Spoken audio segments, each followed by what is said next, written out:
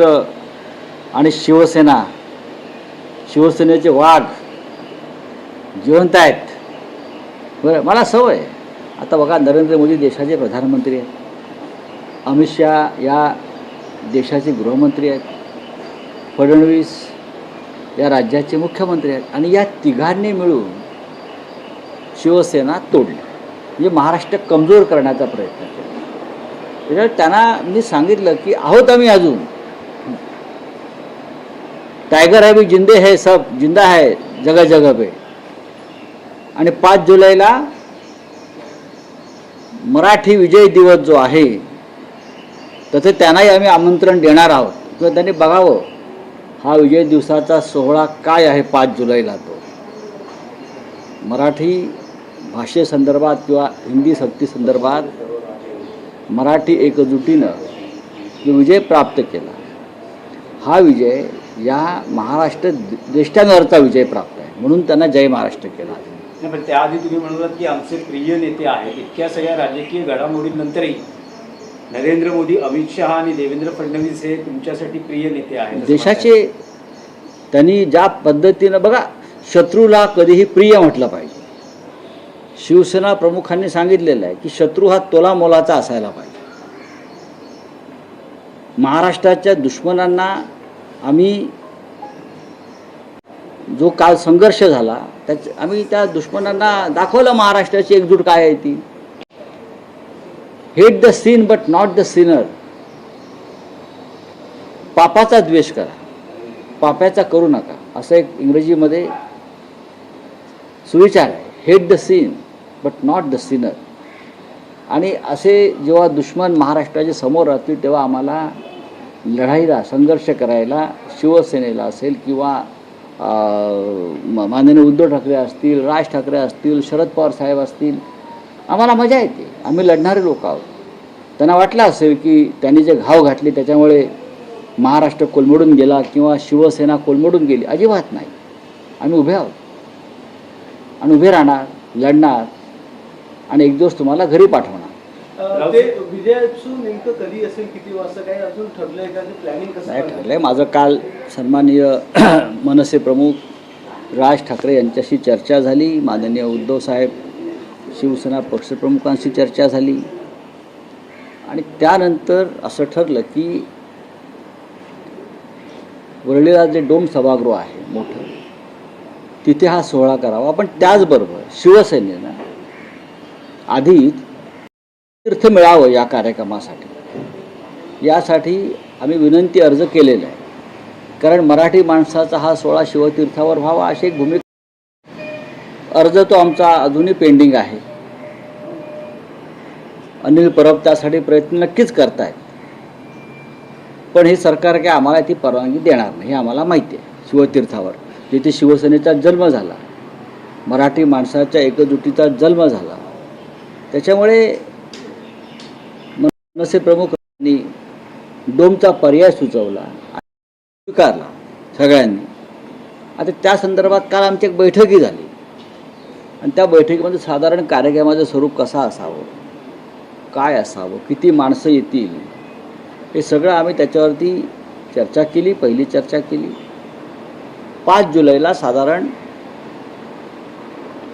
12 ते 12:30च्या दरम्यान हा कार्यक्रम. आणि मुंबईमध्ये सध्या एकमेव भव्य सभागृह किंवा एक मोकळी जागा आहे, आणि त्या कार्यक्रमाला नक्कीच उद्धव ठाकरे आणि राज ठाकरे उपस्थित राहतील. ठाकरे एकत्र येतील त्या कार्यक्रमाच्या व्यासपीठावर. याच्याविषयी आता दुमत असण्याचं आणि शंका असण्याचं कारण नाही. पण या लढ्यात जे सहभागी झाले सगळे नेते असतील, डावे पक्ष असतील, या सगळ्यांना आम्ही आमंत्रित करू. कारण आपण जेव्हा म्हणतो की मराठी एकजूट, महाराष्ट्राची एकजूट, ती एकजूट ही राजकीय मतभेद आणि राजकीय पक्षांच्या पलीकडली एकजूट आहे.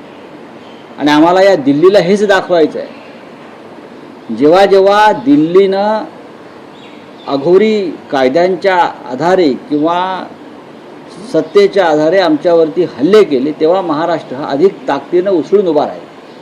हेच आम्हाला नरेंद्र मोदी, अमित शहा आणि देवेंद्र फडणवीस आहे. म्हणून त्यांना आम्ही जय महाराष्ट्र केला. नाही, पण राऊत साहेब, उद्धव ठाकरेंच्या युती संदर्भात काल राज ठाकरेंनी पत्रकार परिषदेमध्ये एक विधान केलं. ते म्हणतात युती आघाड्यांचा विचार निवडणुकांच्या वेळी करू, मराठी भाषिकांच्या या विजयाला कुठल्याही पक्षीय लेबल लावू नका, असं त्यांनी आवाहन केलेलं आहे. बरोबर बोलले आहेत ते, तर चुकीचं काय बोलले. हा विषय आधीपासूनच चर्चेमध्ये आहे की या मोर्चा असेल, विजय मेळावा असेल, याला पक्षीय लेबल लावू नका. हे जरी खरं असलं तरी या सोहळ्याचं आयोजन हे शिवसेना आणि मनसे एकत्र करते, हे तेवढंच खरं आहे ना, दुसरं तर कोणी करत नाही आहे.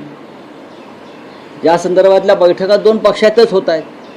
या संदर्भात चर्चा श्री राज ठाकरे आणि श्री उद्धव ठाकरे यांच्या हे सुद्धा तुम्हाला दुर्लक्षित करता येणार नाही की आपण असे कितीही बोललो, काही केलं तरी शेवटी 2 पक्षांच्या माध्यमातूनच हे सगळं घडत आहे. नाही, पण देवेंद्र फडणवीस यावर म्हणत आहेत की 2 भावांना एकत्र येऊ नये. त्यांनी असा मी कुठला GR काढलेला नाही. त्यांनी एकत्र यावं, क्रिकेट खेळावं, टेनिस खेळावं, हा त्यांचा वैयक्तिक विषय. बघा, देवेंद्र फडणवीस यांनी GR काढल्यामुळे काही शिवसेनेची स्थापना झाली नाही ना, आणि देवेंद्र फडणवीस यांनी GR काढल्यामुळे मराठी माणसं एकत्र आली नाहीत. देवेंद्र फडणवीस यांनी GR काढला फोडण्याचा, तरी मराठी माणूस एकत्रच आहे. त्याच्यामुळे GRच्या गोष्टी तुम्ही आम्हाला सांगू नका. एक आपली स्क्रिप्ट जी आहे ती गहाळ पडलेली आहे किंवा ती ईडीकडे पडलेली आहे, कोणती स्क्रिप्ट आहे त्या संदर्भात आपण काय प्रयत्न करताय? हो, करेल ना. एक तर ठाकरे 2 या सिनेमाचं एक स्क्रिप्ट ईडीवाले घेऊन गेले.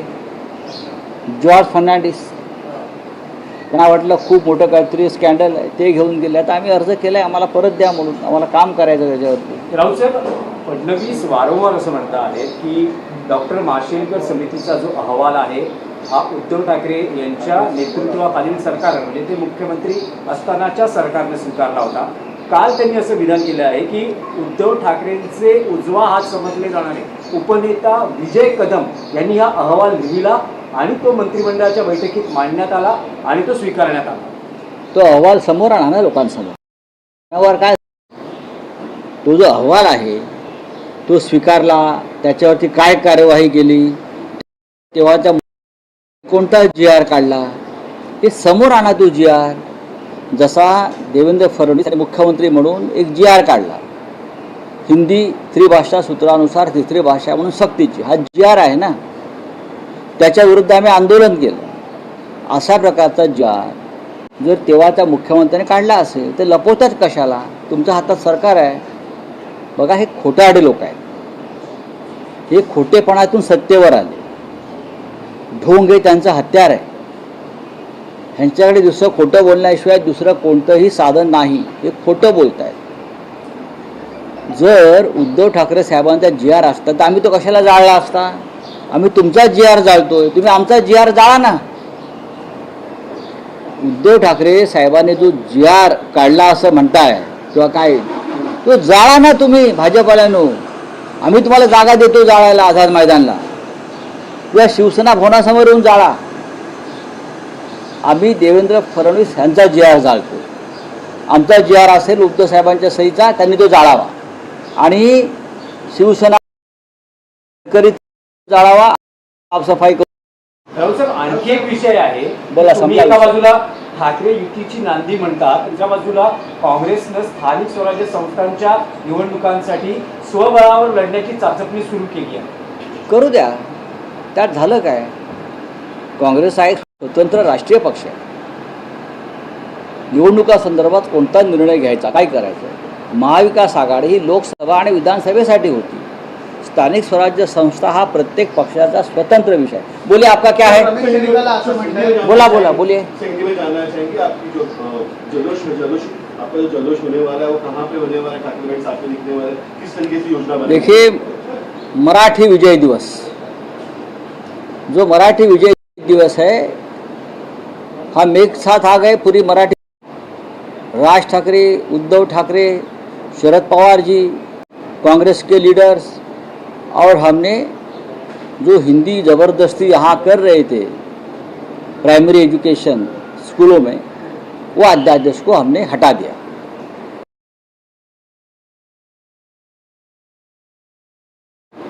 विजय का एक जल्लोष का दिन है, तो 5 तारीख को हम एक मोर्चा निकालने वाले थे इस अध्यादेश, सरकारी आदेश के खिलाफ।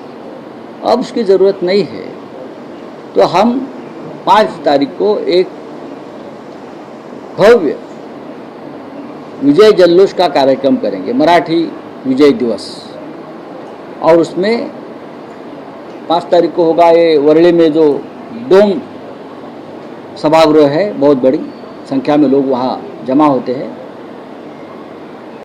तो ठाकरे जी एक साथ मंच साझा करेंगे, जो महाराष्ट्र की जनता की इच्छा है कि ये 2 नेता, 2 भाई एक साथ दिखने चाहिए।